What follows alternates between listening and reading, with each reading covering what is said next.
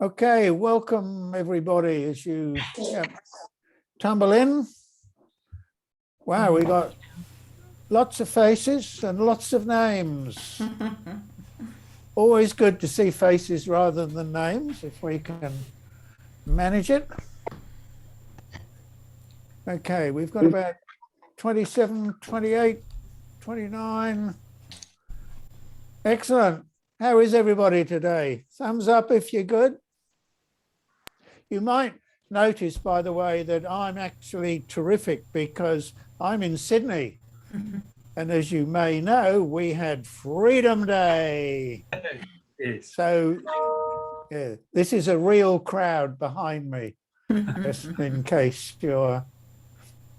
what would be good just to get going is, again, in your picture, go up to the three dots, rename yourself, and just perhaps add where you are or something else about you.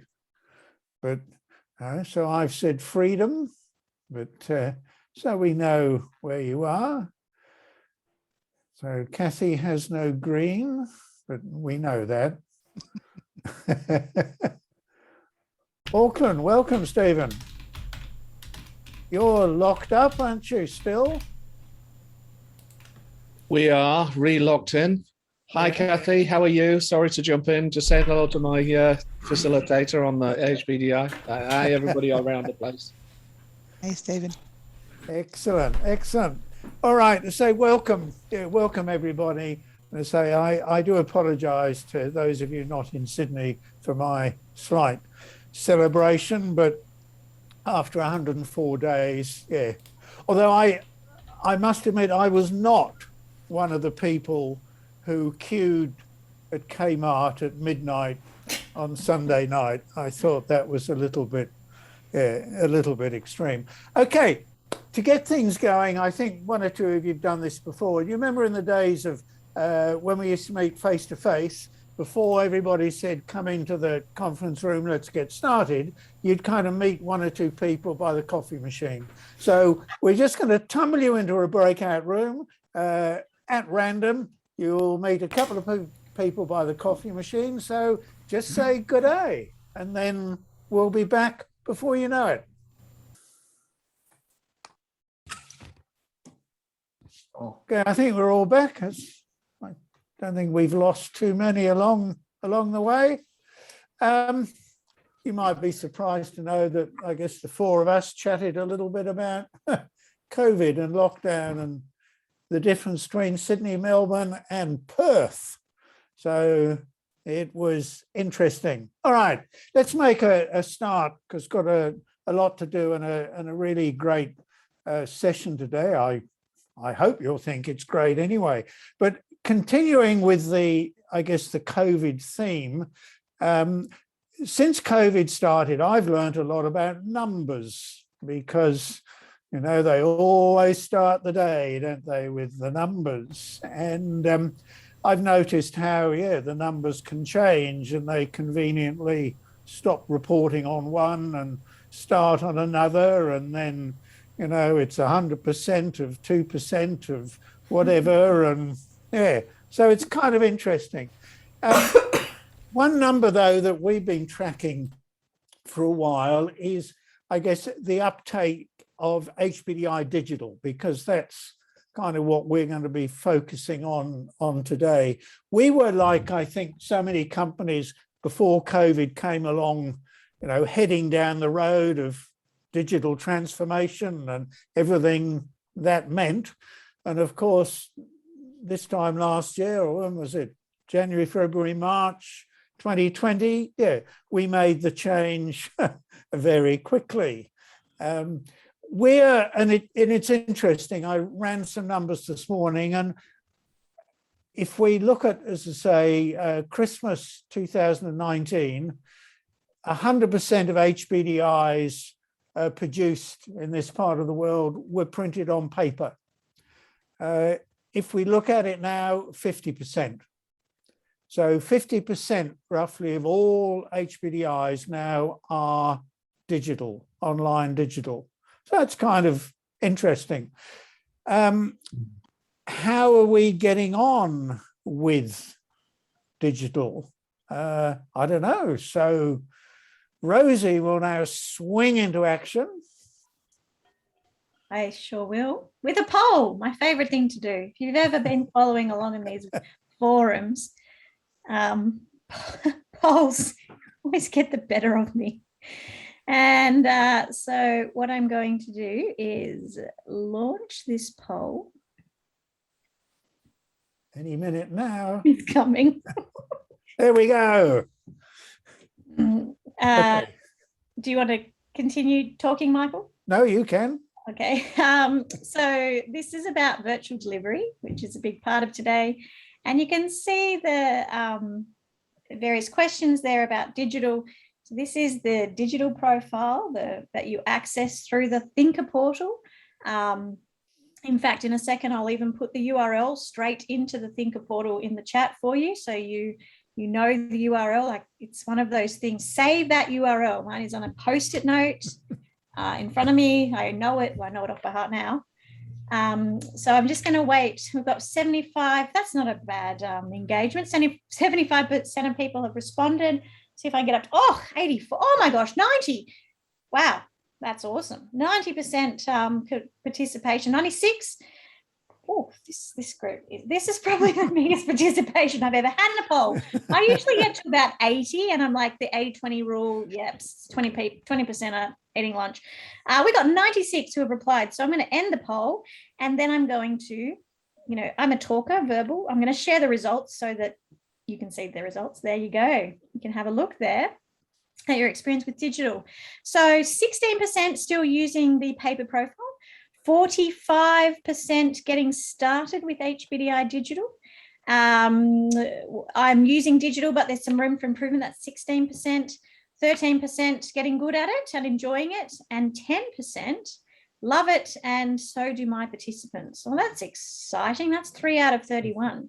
So if that's you, I'd love to hear from you. We'd love to hear from you if that's you. I think I know some of those people, who they are, because we want to know why they love it. And when we do it well, that last category really seems to take off. When it's done well, it does take a bit of a mind shift. Those people who selected that option might share some of that mind shift. And I think Sarah is sharing some of that mind shift today. So I'll pass back to Michael, I think. Okay. Yes. Yeah. Okay. Terrific. Just before I introduce Sarah, just let me share my screen. I want to introduce you to something which I think is new, and that's it's a Voldus.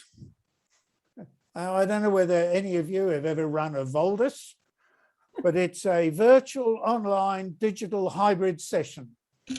So I thought we would start today by saying something new, because in the new world of freedom and everything else, I think that's what we're going to be running.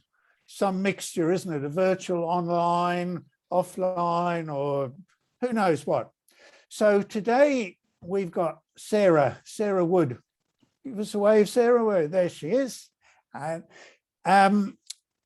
Sarah to me is Sarah will tell you obviously all about Sarah, but I'm going to tell you one thing, I guess, about Sarah, and you can actually see it on the wall behind her to the right of her head. She doesn't have any blue quadrant. So when COVID hit sort of 18 months ago, COVID was the least of Sarah's worries. Technology was probably more of her worry. What we've done, I guess, over the last 18 months is watch Sarah sort of grow and change and become this, virtual person on the internet, and she's done an extraordinary job. So, Sarah, would you like to, I guess, take control and tell us how you, I guess, reinvented yourself and some of the oohs and ouches, I guess, that you discovered along the way. So let's give Sarah a big round of applause. Thanks, Michael.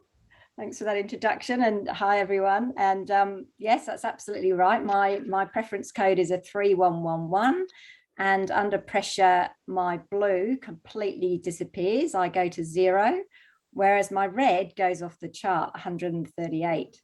And I'm just going to start with a quick personal story, which I do relate when I get to this part of a workshop and I'm explaining about under pressure scores and what might happen. And this always seems to resonate with people. And I think what's happened to me since I've been working with whole brain thinking over the last several years is that it does help you to understand what's happening for you. So, and this was a classic case. So a couple of years ago, my daughter had to go into hospital to have all her wisdom teeth taken out. And so the day before, I just happened to say to my partner, so what time are we leaving for the hospital in the morning? And he turned around and looked at me. And by the way, my partner's a very strong blue. He turned around and looked at me, he said, what do you mean, what time are we leaving? I'm not coming with you. It's a routine operation. Lots of kids have it every day. She'll only be under the anesthetic for 20 minutes. So it was like fact, logic, evidence. There's me off the chart on red going, oh my God, she's going to die on the operating table. She's going to have a reaction. We've got to go to this hospital. So my red had just gone completely off the chart. All my ration and logic had disappeared. So in some ways, it was really good that my partner sort of brought me back into that blue space. But that's a classic example of what happens to me under pressure. So I wanted to sort of start with that because that is who I am. So I'm just I've got a few slides to share. So basically I've called this Reflections of a Low Blue Thinker from the last 18 months. And if you'd asked me 18 months ago, I'd be sitting here and presenting this. I probably wouldn't have believed you.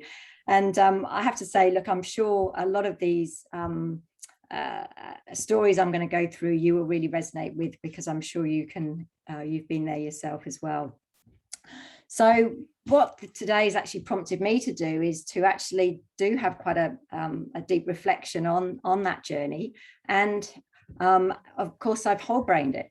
So I just thought this will be my key slide that I'll talk through. And as we're talking through it, I've got some stories, but please shout out and ask any questions as we go along.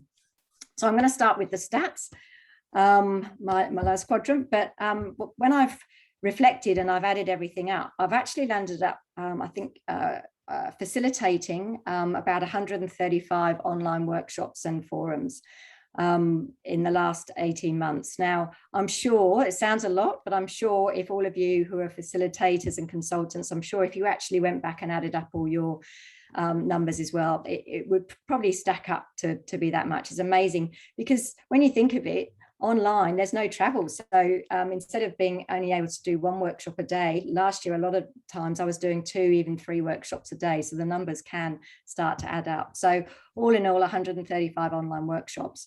About 25 or so of these have been related to start thinking, think about teams, think about clients. And that's I do use whole brain thinking as the foundation for all the leadership and team strengthening programs I run. So that's always been a key first workshop, because I find that that's, whole brain thinking, as we all know, is such a great foundation to then be able to springboard the rest of a program off when we start talking about team purpose, team goals, ways of working, behaviors. If you've got that foundation of knowing your team's thinking profiles and preferences, then it's such a great springboard for everything else. So I do start my programs with that. So quite a few, as you can see, whole brain thinking sessions there. I've also done about 38 online individual HBDI debriefs. These comprise, I do make sure that the key sponsor for any workshop, for any team, any program, I do still do an individual debrief before the program to get them on board, for them to be championing it whilst we're in a workshop. So some of those were actually pre-workshop individual debriefs with the key sponsor. Quite a few of these are actually part of career coaching programs. I'm using HBDI more and more now in career coaching, and also in mentoring. I'm in a couple of mentoring programs as a mentor, and I often get to a point where I think whole brain thinking would really help the mentees. So, and in actual fact, one of my mentees that I did go through whole brain thinking recently went for a job interview, and she actually produced her profile during the interview to reinforce that the tasks that she was going to be expected to do in the new job were aligned with her thinking preferences, and she ended up getting the job, and they complimented her on her initiative in actually showing that. So I was pretty pleased to hear that story. So I think overall I've landed up having about 460 HBDI profiles done over that time. So since early 2020. But as I said, sounds a lot, but I'm sure if you added up all yours as well, you'd probably be near that number. So moving around to the green, what's this meant, working and delivering in a virtual world? Well, it's meant I've had to really rethink the process, I suppose, for doing both individual debriefs and for team workshops. So I've now come up with a process which seems to work for the individual online debriefs, whereby for the first half of the session, I tend to go through a slide pack online. I then get to that point, as we normally used to, where we ask people to guess their own profile. And I do that using the annotate button on Zoom. So that often teaches them another functionality in Zoom, as well as actually guessing their profile. Once they've then guessed, then I actually flip it over and get them to log in to the Thinker portal. I explain how to log in, and then I get them to share their screen so that they're actually on their own portal, and I can talk that through with them as they move through the screens of the Thinker portal. And that seems to work pretty well. Obviously, I still debrief to the profile.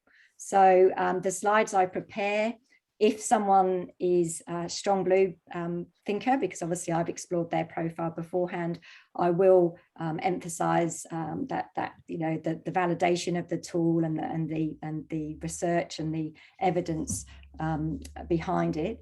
If they're strong green thinkers, I'll make sure I've got an agenda slide, and I keep in all those visuals and pictures and stories for the red and yellow thinkers as well. So I do sort of tailor my presentation slightly, or that individual debrief to the profile, which, as we know, is really important to maximize that interaction. But that seems to work for me, and then it gets people onto that portal whilst you're with them, gives them that confidence, and you can actually talk them through it as well. Process for virtual team workshops has obviously been completely turned around. One of the things, and I'll just show you the next slide, one of the things I found that is really important is, because you don't have that luxury of people coming into a room and being able to, you know, shake their hand, say hi, have a bit of rapport. I have developed a process that I create an introductory video that I send to clients before, to send on to the participants before I do any workshop. So this is an example of an introductory video. So I get my Herman background going, and I basically just talk them through the what they're going to be doing in the workshop, sort of appease, I suppose, any anxiety they might have, reinforce that whole brain thinking is non-threatening. There's no better or worse, right or wrong profile. We're going to be having some fun. I hold up some teddies and say, basically, looking forward to seeing you. And it's only like about a minute's video, but then I feel that people then are going to come along to the workshop knowing what I look like, who I am, and my style as well. I do say, look, come along prepared to fully participate. You're going to get more out of the workshop. If you're going to engage, we're going to be doing some activities. Yeah, the feedback I've had, people seem to, they think it's the introduction is a good process. So obviously there's a lot of other things that we've had to do in terms of virtual team workshops. It's been really, I think the preparation has almost been even more critical, especially for me, because to start with, as you can imagine, that whole anxiety around that multitasking that's required when you're running a workshop, in terms of, you know, as Rosie just said, you've got to run a poll, you've got to check the chat box, you've got to look for people raising hands, asking a question, you've got to be sharing your screen. So really I found to help me was actually to really sort of do a detailed session plan, where I was sort of prompting myself when I had to do all these added activities that we probably wouldn't have normally had to do if we were in a classroom, and we can walk around and do them instead. So there was a lot of changes to the to workshops. I have been using Flipped Classroom a lot. I know today is not about so much Flipped Classroom, but I have been using the Flipped Classroom, which means I do get participants to also do activities, watch some modules that I've actually created for them, to learn more about whole brain thinking, to come along prepared to share their profile, to have got onto the portal beforehand, so that really then once we're actually in the Zoom, we can actually spend that time discussing, sharing profiles, and really focusing on how we can actually use the insights that we've gained from the pre-work that we've done. Sarah, can I interrupt there, because it's a nice segue into, if everybody else is like me, one of the things I love about the HBDI is it's a bit like Christmas. You know, when the kids rush down the stairs into the lounge room and they see all the presents under the tree and they want to open the presents and go, oh, wow. And of course, in the good old fashioned days with the paper profile, that's what would happen, isn't it? The participants would come into the training room, they would open their profile and they would go, wow. Now, Sarah, you've just said that obviously with HBDI Digital, they get access, or they can get access to their profile prior to. So in the virtual world, how do you do this stuff on the right? How do you recreate that aha and keep their attention?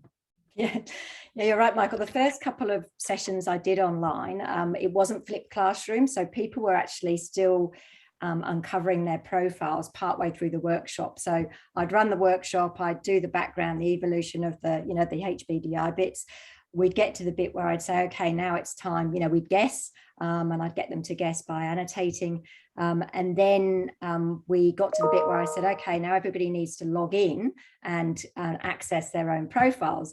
And of course, the first couple of times, because we're in a room, you can actually immediately see those reactions from everyone. I couldn't, I was desperately trying to look as people were opening up the portal to see what their action was going to be. But of course you can't do that. So, that was very different for me. And then what I did is I actually created a break at the time that I sent them off to look at their portals, to give them some time to digest the profile. If any of them wanted to, I explained how they could print off their 2-page profile if they wanted to, and if they had access to a printer. But otherwise it was almost like, well, they all went away, had a break, and then they were going to come back, and I'd miss that sort of, as a facilitator, you do miss that immediate reaction. But what I found is replaced it, Michael, and this happens whether you've used flipped classroom or whether they are doing what I've just said actually in real time in the Zoom, is I think then the surprises come from finding out more about their colleagues rather than themselves. So then I still do, because one of the things when you're running virtual team workshops, what I haven't done is I haven't shied away from any of the activities I would normally run in a classroom. And so just another example here is you can do the diagnose your team very easily as well. So this is an example here of you can just get people to annotate at the beginning again as you would normally. And then you revisit it at the end of the workshop as you would normally do, and then that's when you explain the 4 quadrants. So you can pretty much do any activity as you would normally be in a room. So yeah, so the other activity I do once they've actually got to grips with their profiles, I do get them to fill in the prepare to share. So I'll share that document in the chat box. They fill that in, give them some time to do that if they haven't already done it. Then I put them into breakout rooms for them to speed date again, as we would normally do in a room. And that's where they get those aha moments. So they're discussing and sharing their profiles, debriefing with each other. And I find then that's where the surprise is these days, is actually because they've had time to digest their own, but they actually finding out about their colleagues. That's where the magic happens these days. Does that answer your question, Michael? Yes, it does. I mean, and I think that's very powerful, isn't it? Because what we want is that aha around application. We don't want people to look at it and go, oh, that's nice, like the toy that's discarded by Christmas lunch and never used again. We want something that's used again and again. Yeah. So the whole, I guess, opportunity that digital gives us is to give them access beforehand and shift the aha to the application. Yeah. Absolutely. So, and the beauty of flipped classroom, as we all know, is, as I said, is you can then focus on the application and, you know, activities about where's this going to take us? What are we going to do differently as a team going forward? So I use the think about it activities a lot as well.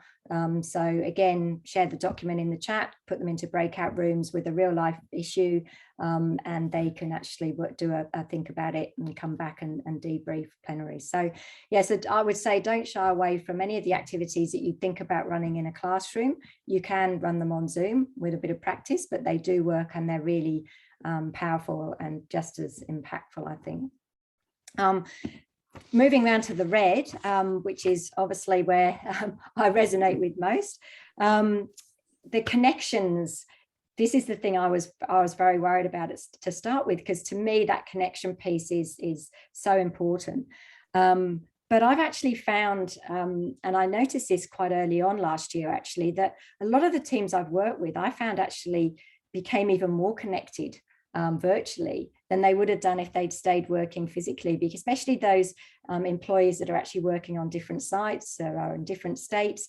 It was amazing how I saw people really coming together and connecting, especially in small group discussions in breakout rooms. So you often have people talking in breakout rooms that had never even met before. So I think even though people were physically apart, there was that real strengthening of connections through running virtual workshops. And Michael, I have to give you credit, because I can still remember the first time I ever went into a breakout room was in one of these very, very early on Herman practitioner forums. And I was just, wow, this is just amazing that we can actually put people into breakout rooms. And I think breakout rooms have actually been the winner, I think, for Zoom workshops, because everybody likes going into a breakout room and chatting in a small group. So as you can imagine, first time I was asked to do an online, and it was a start thinking workshop with a client that I'd had a nicely mapped out series of face-to-face workshops, which all then got flipped over, and my sponsor said, no, we still want to run all these, let's just do them online. So with my low blue, my high red, you can imagine that I was absolutely, my anxiety levels were through the roof, and I was so anxious, nervous, panicking, like trying everything out, getting all family members involved to test out and practice Zoom functionalities beforehand. It's interesting, I think, to note, I noticed a tip in the portal actually for people that have got a low blue preference is to stretch your A quadrant is to learn a new technology. Well, I certainly had to do that pretty quickly. So but the first session I ran, as I said, nerves were high, and I did enlist the help of a colleague who kindly was my technical moderator, but it landed up being a bit like mission control. That was his room, and he had 5 devices on the go, because we were trying to create whiteboards for 4 breakout rooms. We named each device a particular, whiteboard 1, whiteboard 2. We actually, to be quite honest, we didn't know what we were doing, so we named it, so all credit to him. He was a great help, because he was also keeping an eye on the chat. But when I look back now, I think, my goodness, we just had no idea really. So and I think what's happened definitely over those last 18 months is, look, I've learned not to panic. If technology doesn't necessarily work, doesn't go right, I think people are a lot more forgiving, still are quite a lot forgiving. And Michael, I think you had a story the other day, didn't you, where you said that something went wrong for you, and it still happens. So I think you don't tend to panic, and I feel like I've got a lot better at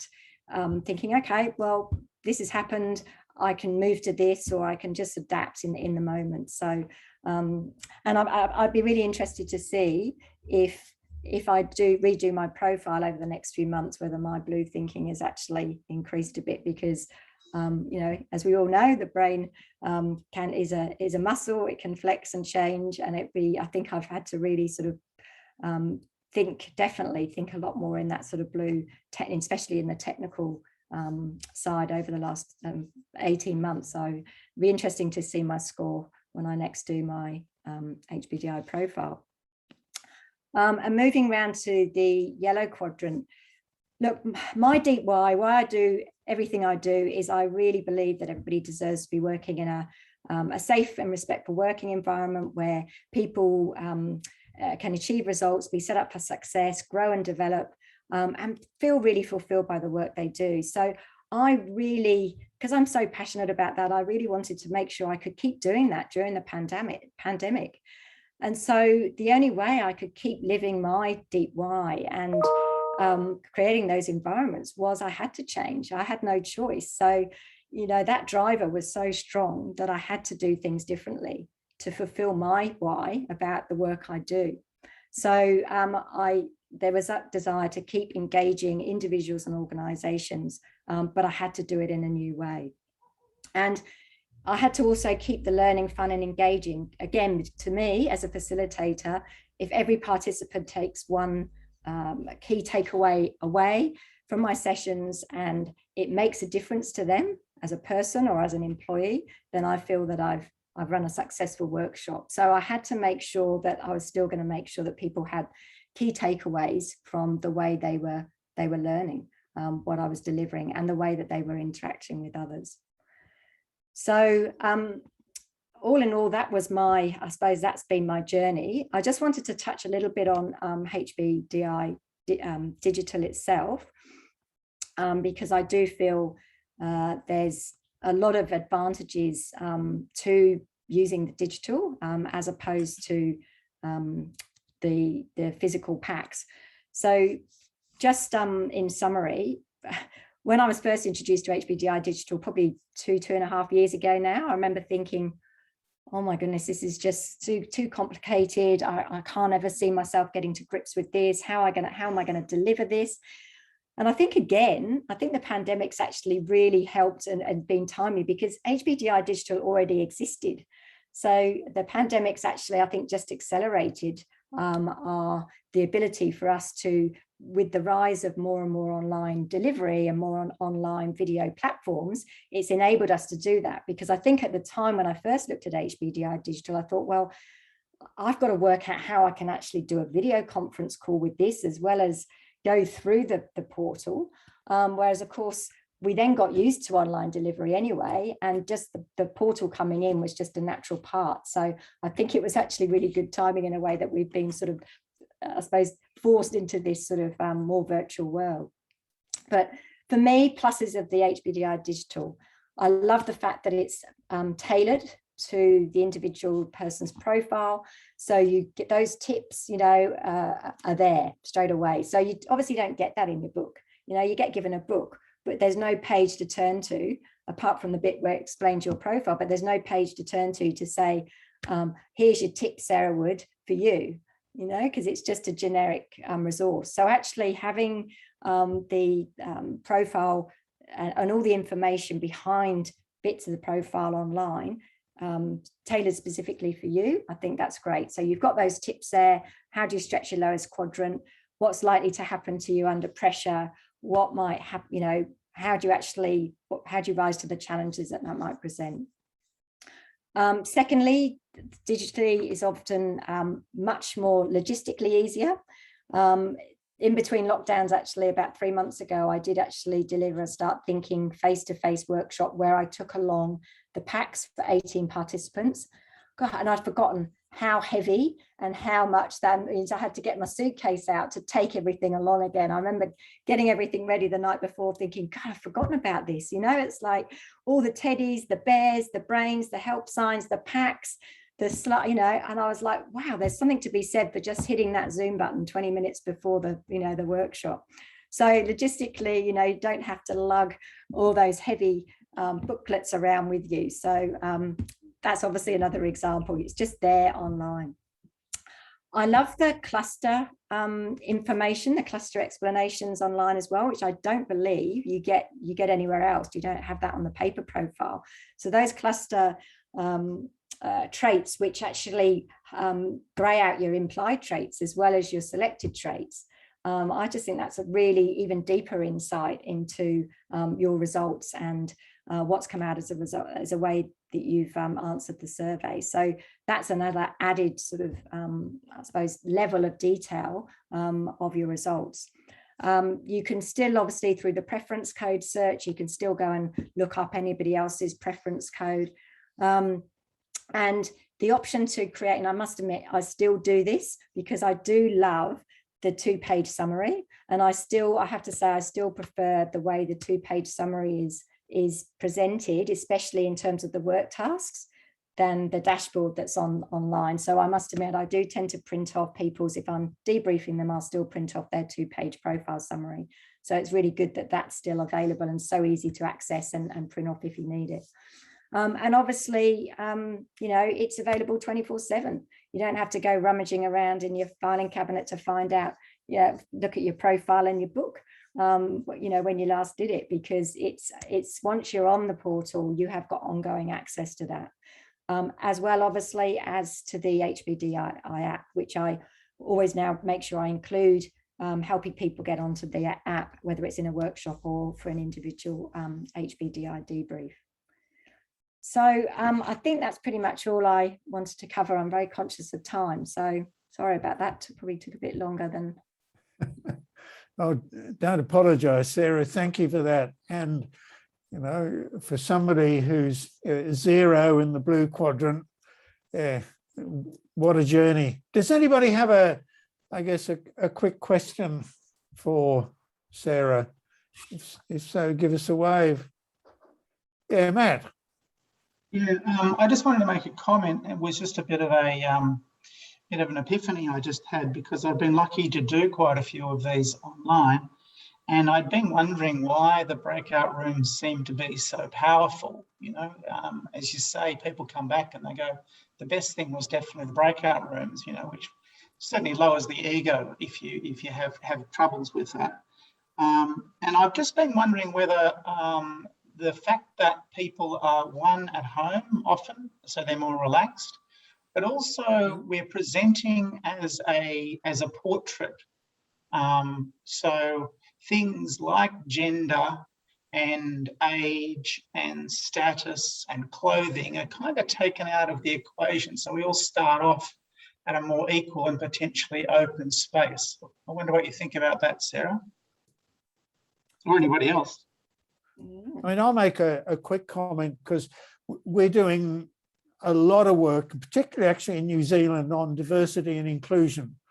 And one of the reasons why the HBDI is so powerful in diversity is exactly what you've just said, that it takes all these value-laden measures of diversity out of it and allows for a very different conversation. Yeah. And I think the other thing I found, Matt, as well about breakout rooms is, when you're actually in a physical room, and I don't know about you, but I do notice that sometimes the dynamics of the small group might change a little bit as the facilitator approaches. Obviously, in a breakout room, there's no pesky facilitator looking over your shoulder. So, and it's obvious when you do drop into a breakout room, and I do often hear, "Oh, Sarah's here." So I think that there's that element as well. I think people perhaps are more relaxed when they're in that breakout room. Yeah, 100%. Okay, any other questions? There were a couple of other hands waved, I think. I had a quick question. Thanks. About group size. If there's a sense of an ideal online group size versus a face-to-face group size. I mean, I always held a view that about 13 was good face-to-face, but I'm just wondering what the feeling is about when you have a group online. I don't know. We've been working at, anywhere up to 18. More than that is a crowd. Yes. So it sounds similar then, really. Yeah.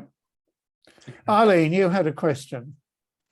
Yeah, I'm really just thinking, because the online stuff that I've done has been hybrid, where I've sent it through to them and I've been in the room with them. Yeah. I'm just wondering if Sarah has given any thought to how she'll make that transition when she comes out of lockdown. Will she still continue on doing what she's doing, or will she reconnect with clients and do that, maybe even her one-on-ones more in a hybrid fashion?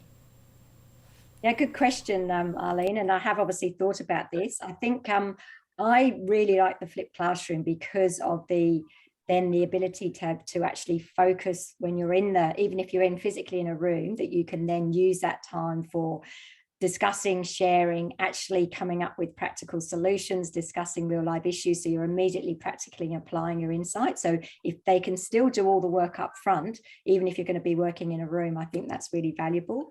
However, I would say I do always check in with the sponsor to make sure that the culture and the participants are likely to do that work up front, because and I need them to be honest about that, because as you all know, there's nothing worse than if there's an expectation that there's preparation to be done and you get there and half the group have done it and half haven't. It's a bit of a disaster. So you need to make sure that there's going to be that buy-in to actually getting that pre-work done, so that you can then run effectively the flipped classroom. If that isn't, and some people are honest with me and say, look, I really don't think the participants are likely to do that, then that's when I would then revert to, okay, let's just do the normal, let's find out about our profiles actually in the classroom.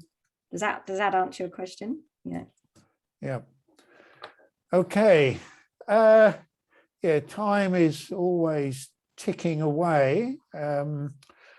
Rosie, do you want to sort of take it and I guess wrap it up and show us I guess some digital resources that... Yes, I sure will. I'm multitasking because I'm writing to everyone at the same time. I thought you were going to hand the baton over. So just to kind of show you some of the tools that are there to support you. I'm going to share my screen. I haven't had it ready. Hang on. All prepared. So I'm going in now to the practitioner portal. You'll notice that as we talk digital all the time, we're talking URLs. URLs are so important to remember. URL for the portal, URL for the Thinker portal. And they're the gateway into these digital tools and resources. And you're going to be comfortable with those. So I'm just signing now into my practitioner portal, which is the same as yours.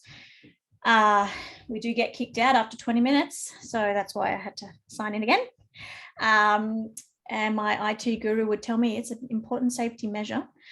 So if we just head into the resources section, there's two places.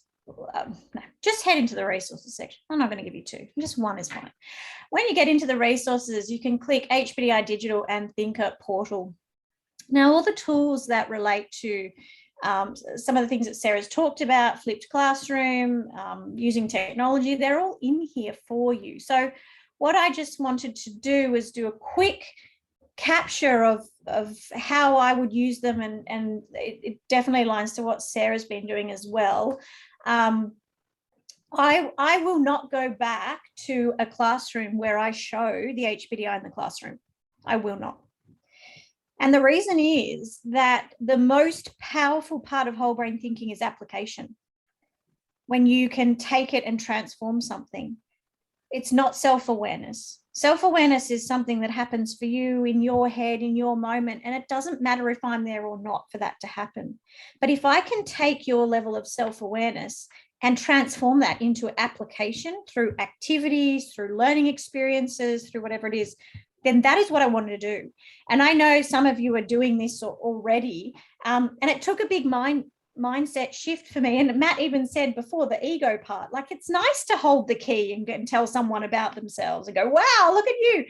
But I don't think that's our job anymore to tell people about themselves. And I think our job is to facilitate insight in order to gain a different outcome. You know, we've focused a lot on us having all the knowledge and power of an HBDI profile, but if you look at a lot of the resources that we've been creating for you, they're not about you holding knowledge anymore. The knowledge exists in the digital format. It's about you taking knowledge and coaching and facilitating and applying and transforming. And you know what? That's actually the fun stuff, especially if you're a bit yellow like me. And I think some of you might be as well.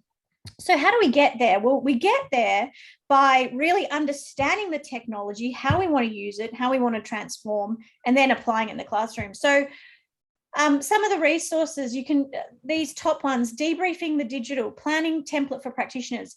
If you want to start somewhere, the best place you can start is one-on-one debriefing with digital. Everyone who comes to me and says, oh, I don't know where to start, I say, go and look up, you probably know 10 people who've done the HBDI. And this resource is for you, the facilitator. It's a number of pages long. It's 8 pages long. And what it does is it takes you through some stuff, and then it goes through a process of how do you get the digital profile? What is in the digital profile? There's a preference code, there's a profile score, there's a profile description. It takes you through every technical element, like all the detail that you might get into. But then what it really allows you to do is say, oh, okay, I see Sarah's profile here and it's a 3211. I make some interpretations that Sarah might have a low blue profile. And then the last box is, so what am I going to ask Sarah? And this is the exciting bit, because what digital does is it allows you to explore with a thinker rather than tell with a thinker. Really explore the questions. Sarah, you've got a 3 preference code in the blue. Tell me, what does that look like for you? Tell me about the energy required to think technically. We're working online at the moment, so you're obviously doing it, but what does that mean for you and your energy, or whatever it is? So this is a practitioner resource to help you go through every single bit. When I'm going through an individual profile, unlike when you may have gone through it in the certification, you don't have to go through every bit, because it's explained there. When I first started doing this, I felt like I was telling people how to read a website, because I was explaining everything. And I was like, what am I doing? I don't need to tell them how to read a website. I need to tell them how to make sense of the website. I need to ask them questions. So that's what this is about, this page. One of the other activities, handout, how to access digital. So how I said I don't not give them access now. Sorry, that's in a group setting. In a one-on-one setting, it depends. It depends on buy-in. But in a group setting, I am so keen to get that buy-in to do the pre-work first. It's a very, very important step. But one-on-one, I do, it depends. But if I'm in a group, how to access your digital, we've got a handout for you. You can just send them. It's 1 page. It gives them 5 questions to think about, and it primes them to come to your session with some thinking happening already. And it enables you to put them straight into a breakout straight away. They happen to be my favorite questions, but if you don't like them, change them. I love the questions that I love to ask. What surprises did you have? Because if I ask that question, I know people who need a bit more processing time and buy-in, whereas people go, I was not surprised at all. I know that they're fairly on board. I like what do you notice that confirms about how you know yourself and know more about whatever they are. But they're my favorite questions. I found them really helpful in that pre-learning. So you can download that as well. There's also an in-depth review. Some people want to go in-depth with their profile. Now, I usually use this after a session rather than before, but in some instances, people really want to go, and you know who they are. You can see their profile. You can stalk them before. You know those thinkers. And there's an in-depth version, which is 4 pages. These are questions that will help you as a facilitator facilitate this profile. Because all it is questioning techniques and coaching techniques, surprises, how does it manifest, what's your least preferred, think a time of day when blah, it's all there to support you and help you coach them through it. So they're the top 3 that have popped up there. There are more resources. There's how to debrief digitally. There's a slide deck. Actually, I will show you the slide deck, because this is what we get asked a lot. We still get asked it. We've said it a couple of times. This is how you debrief the traditional start thinking using that flipped classroom approach. We have a whole slide deck with notes. So you'll be able to see that. You can download it. You'll see all the slides there that you'd need to cover, the different, and to be honest, these days, probably would have updated it before I went on mat leave. The structure remains the same, but the activities become the larger focus of the session. So you'll see there's a lot of slides about information, but I might skip over the information slides and get straight into, here's our discussion, go out into pairs and share some of those experiences. And we've got other activities too that I might ask other people to share around, not today, but down the track around speed dating. I know Matt's used that, and I'm sure you guys have some other great activities you can apply. So there's that slide deck there as well. There are videos in there you can have a look at, looking at the digital profile, but there's a lot available. I really just wanted to show you where those are, and you know, even if COVID doesn't continue, well, doesn't interrupt our lives as much as it is now, I think there's always going to be quite a big place now for virtual facilitation. I think now people have got a taste for it. They're like, oh, I don't have to pay to get people from Perth and Melbourne and Sydney together in a room. I can do a virtual session. So I think we're now going to always have to have that ability to adapt. So my advice would be, you know, try and jump on board, try and test the waters, do your one-on-one digital debriefs if you're finding that the groups are overwhelming, and get in touch with our various facilitators who will, we're going to, the ones who are already doing this comfortably have jumped out of that box. I'm searching for you. I know who some of you are. And I'm trying to show that, you know, it's, it is a, I was terrified when I first did it, but yeah, Matt's putting his hand up too. And not only terrified, I was skeptical. I was so skeptical. I'm like, not only am I basically crapping my pants, it's not going to work. It will not work. And I've come out the other end going, wow, it really does work. And in some ways, there's even some more powerful learning and application that can happen in that space. So I'll wrap up by saying you always need to do the thing you least prefer. So I don't have to teach most of you how to facilitate in a classroom, really. I mean, I've met a lot of you in the facilitation space in CERT because you guys, that's something you can do without me training you to do that and coaching you to do that, because you prefer it and you're very good at it. And we get lots of feedback about the, you know, the experience of your participants and the positive experience. If you don't prefer technology, and I was in that category, that's the thing that we're trying to help with. And that's the thing we're really trying to focus on, so that we can help you feel confident to stretch outside your comfort zone and operate in a quadrant that you might not prefer, which we know we can do. Just takes a little bit more energy and attention. So that's it from me, Michael. I hope that was what you were hoping I was covering. Perfect. Okay, it's way past 2 o'clock, so let me quickly wrap up. If anybody has any questions, concerns, or anything else, please email any of us on this, and we'll, you know, get back to you. Next month, I think we'll continue the conversation around, you know, digital, because it is the future. One thing I think you touched on, Rosie, was, you know, I guess post-COVID going back to face-to-face. We're anticipating that whatever the world is going to look like, you know, whether it's 100% virtual, whether it's hybrid, or whether it's face-to-face, I don't think we're going to be going back to paper HBDIs, because the advantage of digital, even in the classroom, you know, are huge. Remembering that, you know, digital in the classroom, you can get people to print it out anyway and bring their own bit of paper. All they need is a laptop, or you can actually run an entire session. Oh, I'm trying to hold my phone up, but it won't show. You can actually run an entire session using the HBDI on the app. So you could actually sit on a park bench with your newly found freedom and debrief people, you know, using the app. So it's a, yeah, brave, I guess, new world. Do hang around if you need to. I'll be online for a few more minutes.